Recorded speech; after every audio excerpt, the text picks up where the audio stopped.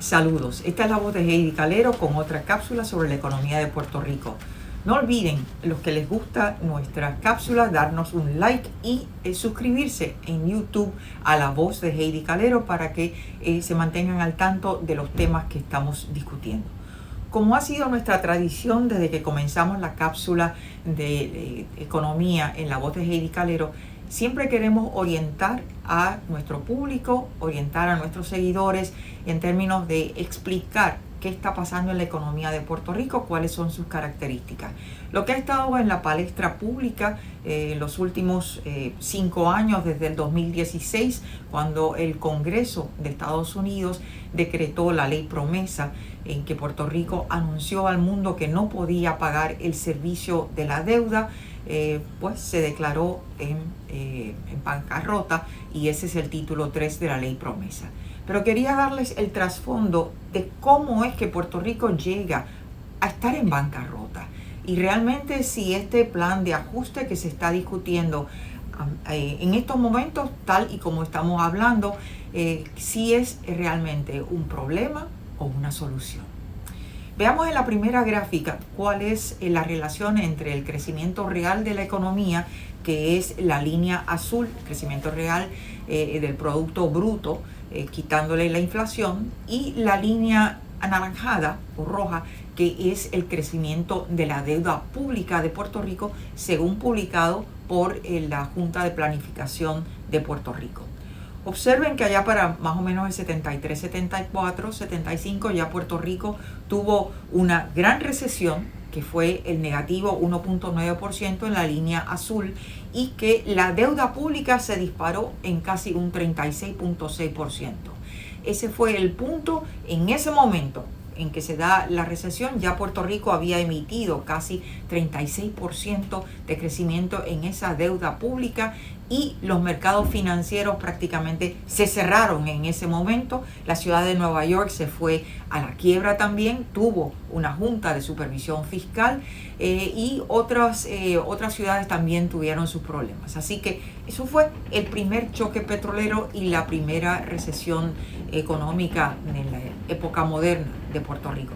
Sigamos entonces hacia donde estamos. En el 2007 comienza otra recesión, que es a partir de ya el fin de la sección 936, y observen que estamos en un negativo 3.8%, siguió en negativo. Todo lo que esté con el símbolo, el signo negativo, es crecimiento que en vez de ser positivo, es negativo. Pero fíjese que a pesar de todo eso, la deuda continuó aumentando. Es decir, una economía que no estaba creciendo y sin embargo insaciable en esa deuda pública. Yo no tengo problema con que la deuda pública haya aumentado, pero el problema que tenemos es si se invirtió los dineros en lo que se dijo que se iba a invertir, sea infraestructura, sea vivienda, sea el sistema eléctrico, sea el sistema de agua, sea otras facilidades, carreteras. Pero si no se utilizó para eso, sino que se empezó a gastar realmente el dinero en cubrir déficits fiscales, ese realmente es una de las claves para explicar por qué Puerto Rico está en bancarrota.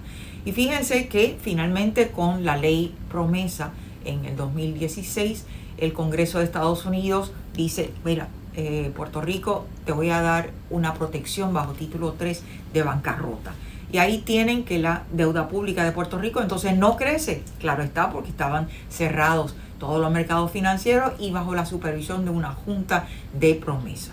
Veamos la segunda gráfica para ilustrar lo que sucedió en términos de esta deuda pública como por ciento del Producto Bruto. Allá para 1973, cuando el gobernador Rafael Hernández Colón estaba, uno de los gobernadores más jóvenes que ha tenido Puerto Rico, estaba enfrentando esta situación del primer choque petrolero, contrató los servicios de James Tobin, reconocido economista, que hizo una serie de recomendaciones, y el informe se llamó el Comité sobre las Finanzas del Comité Tobin. Hizo las recomendaciones de que la deuda pública de Puerto Rico se debía de mantener más o menos entre un 60 a un 65% del Producto Bruto del país. Y en términos monetarios, esa es la gráfica que estamos mostrando, donde las columnas aquí es el Producto Bruto a precios corrientes de Puerto Rico, que es toda la medida de actividad económica en la isla. Aquí no se incluyen las ganancias de las compañías multinacionales, que estaría en otra medida que se llama Producto Bruto Interno y que es mayor que estas columnas que estamos mostrando. Pero esto es lo que se queda en Puerto Rico con lo que se puede pagar realmente ese servicio de la deuda pública. Y observen que más o menos hubo cierta estabilidad aún después de la recesión económica. Viene el gobernador Romero Barceló, continúa aún cuando empieza el aumento de la infraestructura de Pedro Rosselló, aquellas grandes obras del superacueducto, se mantuvo más o menos ahí en un 65%. Y ya empezamos a ver a partir del 2004, más o menos 3-4, cuando ya empieza a subir ese % de la deuda pública o el monto de la deuda pública como % del Producto Bruto, y llegamos a estar en el 2017 en un 91% de la deuda del Producto Bruto. Es insostenible. Veamos cómo contribuyeron los distintos gobernadores, porque no se trata de unos partidos políticos nada más o de unas administraciones. Se trata entonces, como estamos viendo en esta tercera gráfica, es los distintos gobernadores desde Romero Barceló a partir del 84 con un monto que aumentó la deuda. Esta es la diferencia entre cómo empezó el cuatrenio y cómo terminó el cuatrenio bajo la administración de estos gobernadores, y se observa en la de Romero como un aumento de casi 1.7 billones de dólares. Seguimos así, Pedro Rosselló aumentó en casi unos 3.4 billones de dólares, 3.8 billones de dólares en su primer cuatrenio. En el segundo fueron 6.2 billones de dólares, pero al menos se invirtieron en algo de infraestructura. Cuando viene la gobernadora Sila Calderón, se aumenta a 10 billones de dólares. Le sigue Acevedo Vilá con una administración o un gobierno compartido, casi 13 billones de dólares, pero quien lo saca fuera del parque es el gobernador Luis Fortuño con casi 17.8 billones de dólares. De ahí en adelante, pues el gobernador Padilla no pudo emitir más deuda y lo que ven ahí es casi negativo, y Ricardo Rosselló tampoco pudo emitir.